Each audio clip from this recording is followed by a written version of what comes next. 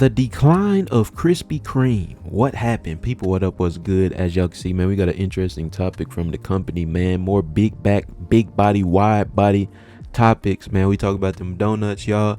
Actually, you know what I'm saying? I never been to a Krispy Kreme location. I would have them every now and then as a kid, but I feel like every time I would see them in the grocery store, bro, the stand that they were on would always have like mad bugs in them, and you know what I'm saying? I never been a real donut type of guy, but let's hear about the company, man. Let's get it. Little wide body topic for today, man. Krispy Kreme is such a compelling story Big that always body seems to topic. have something major happening. I think you will agree that these donuts are pretty well liked. I've heard people praising them for most of my life. In fact, when I made a video about Krispy Kreme over 7 years ago, many of the top comments were extremely positive. On the surface, just looking at all these great assets they have been working with for so long, I would expect Krispy Kreme to be much more successful at this point. People love these donuts. They want to see the So company he been pocket watching Krispy Kreme for seven years. The company, man. What you got? What's your beef with Krispy Kreme, man? succeed, yet every time it seems like it is on the verge of scaling up in a big way and becoming that next national brand, everything starts falling apart. Like right now, for example, things do not seem promising. Despite doubling their sales since I made that last video, they have consistently struggled to turn a profit. Tough. In 2021, they became a public company for the second time, by the way, trading around $21 per share at the end of their first day. Well, that price has since fallen over 80%, with most of the decline occurring in 2025. 80% though? Y'all ain't rolling with the donuts, man. Y'all ain't rocking with the donuts. Leave a comment, man. What's your favorite donut? I know y'all eat I know y'all do. What's your favorite donut, man? Let me know. Causing them to pause their quarterly dividend. Overall, Krispy Kreme has been struggling probably more than you would expect, right? And I truly believe that it has been a complex combination of factors contributing to it. So in this video, I'm going to cover a lot of stuff as I outline what I believe to be 8 of the biggest reasons behind these struggles. Starting off the list with moving too slow. There are so many ways that we can look at this, but consider that Krispy Kreme originated in the 1930s, predating Dunkin' Donuts and Tim Hortons and likely any other sizable chain that you can think of. I mean, they even spell the word donut the old-fashioned way, as opposed to the simpler way without that UGH that almost everyone else uses at this point. In the decades leading up to the 1990s, Dunkin' Donuts opened thousands of locations across the country, while Krispy Kreme opened, I believe, around 100 of them throughout select parts of the Southeast. Now, I want to be clear that there is nothing wrong with being a regional Southern brand, but if the goal is to enter new markets all over the country, the ideal time to do it would have been before the others were already established in those markets. So for almost 60 years, Krispy Kreme took it slow and allowed their competitors to take the lead. My next reason on the list is going to be the exact opposite, moving too fast. Throughout the 1990s, Scott Livingood became more and more powerful within the company, becoming president in that boy last name is Living Good. That's a hard, you know, you gotta be rich. Your last name Living Good. Come on, man. 1992, CEO 6 years later, and chairman of the board 1 year after that. His big plan when he took over was to aggressively open restaurants in new areas around the country, which I know already seems risky, but at first things were looking pretty good. Krispy Kreme quickly gained a cult-like following, with everyone telling their friends about this great new donut place that they had found. However, as it became more popular, it kind of lost that novelty feeling. I think people felt that it wasn't cool anymore now that everybody knew about it. Also, with such a rush to open these new donut shops, it can be difficult to ensure that you are opening them in the right areas. It takes a lot of research that does not seem like it was properly conducted, considering that they were criticized for oversaturating certain markets while ignoring others. It was also reported around that time that they were loaning money to their franchisees, suggesting that the demand in these areas was not at the level it needed to be for them to be profitable, leading me right into my next reason, high costs. I would argue that the main appeal of Krispy Kreme is that their donuts are made fresh in the restaurants. In the 1930s, when Vernon Rudolph opened that first bakery, he would mainly sell donuts to local stores. He would also sell them directly to the public if people dropped by while he was making them, but it started out as much more of an afterthought. But over time, they started putting that neon sign outside to let people know when they were freshly made, and even installed windows so customers can watch them being made. But I have to question, as far as the business they're trying to conduct, if all of it is really worth it. Just imagine how much more complicated it is to open a Krispy Kreme compared to a Dunkin' Donuts. Consider the cost of that machinery and the space requirements. Since Dunkin' Donuts can more easily squeeze into a high population area, I would say it has been almost impossible to compete with them in terms of convenience. Currently, Krispy Kreme has around 300. I feel like I'll be seeing donuts damn near be the size of Dunkin' Donuts be the size of like a little garage, bro. It's literally a Dunkin' Donuts. You guys, if y'all ever come to Chicago, man, if y'all get off the Fullerton red/brown line stop, I swear there's a Dunkin' Donuts that's like half the size of this room, bro. It's crazy.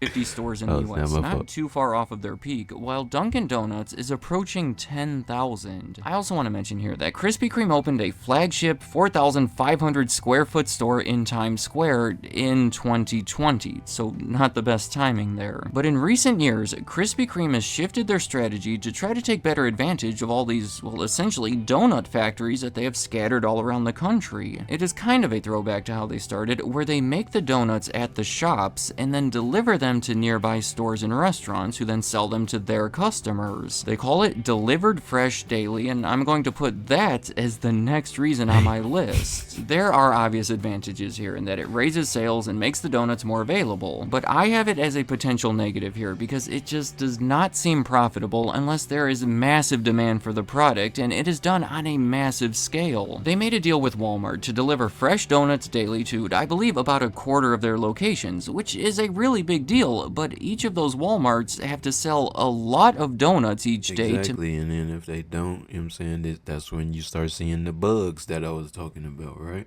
Make it all worth it. And seeing those donuts being made along with the smell is all part of the experience Krispy Kreme is known for that does not translate when you pick up a box of them from Walmart. In 2024, they announced a big partnership with McDonald's where they would deliver fresh donuts to almost all US McDonald's locations to be sold to McDonald's customers by the end of 2026. However, after making them available at only 2,400 of the 13,000 plus locations, they announced that they were ending the partnership, essentially because demand for the donuts was not high enough to make the arrangement profitable. And this whole situation has led to a class action lawsuit from Krispy Kreme investors, alleging that executives from the company misled them into believing that the demand was higher than it actually was. So overall, you can understand why I am skeptical as to whether or not this delivered fresh daily concept is a great direction for them. I mean, they have some of the country's biggest companies like Walmart and McDonald's willing to work with them, and y'all, I know he's not hating, he's just breaking it down, but it sounds like bro's the donut devotee, the like he really hating on Krispy Kreme. He's not, yo, I'm just playing, but still cannot find a way to make money from it. Yet again, we can see that they're making a lot of sacrifices in favor of freshness. Next up on my list is an accounting scandal. When the company had its first public offering in the year 2000 to raise $63 million that would fund further expansion, it stood out as being one of the best performing stocks on the market. However, it was later exposed that certain figures, specifically in 2004, may have been manipulated to mislead investors into believing that the company was doing better than it was. There was an SEC investigation, shareholders were suing the company, they had to restate some of their reports, and overall, it was a big deal. It caused their stock price to tank, it hurt their reputation for a while, and was likely a contributor to falling sales and profits in the years after it was exposed. And in addition to all of this, Scott Livingood was dismissed from the company and later ordered to pay fines related to it along with two other top executives, giving me the perfect transition into the next reason on my list, changing leadership. And I will admit, this is more of Should have kept Livingood, man. Should have kept Lil Scott, man. See, now y'all really about to, right? Now y'all really about to struggle. Level reason. I just want to point out that the founder of the company passed away in the 1970s, and in the 50 plus years since then, I would not say that the company has been stable or consistent. I don't think it would be worth it to go through the whole timeline here, but I want to convey that there have been multiple owners and leaders throughout that time with mixed results, many of which have implemented changes different from the leaders before, but none of them elevating the company too much higher than it was when they Scott had them elevated, man. See, that was their final straw, bruh. Should have kept Livingood, man. Most recently, in the middle of 2025, it was announced that their chief financial officer and their chief growth officer would be leaving the company. Going back to the list, with a much more concrete reason, bad investments. In 2003, they bought an upper-class bakery chain in the Northeast called Montana Mills for $40 million, and then recorded a $34 million loss when they sold it less than 2 years later. Going back to that accounting scandal around that time, there was also some sketchiness involving a couple franchisees that were acquired. There were executives from Krispy Kreme that had personal connections to them, so it was alleged that the conflict of interest led to an overpayment, which obviously would have been a bad investment. And more recently, along the same lines, they have bought a bunch of franchisees to gain more control as they switch over to the delivered fresh daily approach. In the beginning, when I said that their sales have doubled since my last video, well, a big part of that increase is because they have since acquired, I believe, about half of their locations from franchisees. Sales have gone up because they are now the ones selling those donuts. But considering that they are doing it to support a plan that is questionable, it makes the investment questionable. Overall, in my own opinion, Krispy Kreme has not made the best decisions when it comes to investing their money. Finally, this is a debated reason, but I feel it deserves to be on the list. I'm just going to call it unhealthy. Yeah, I'm sure that you already know I'm not rolling with that, man. You know how many unhealthy food successful, right? Like Doritos, McDonald's, Dunkin' Donuts, Baskin Robbins. I'm gonna just start naming.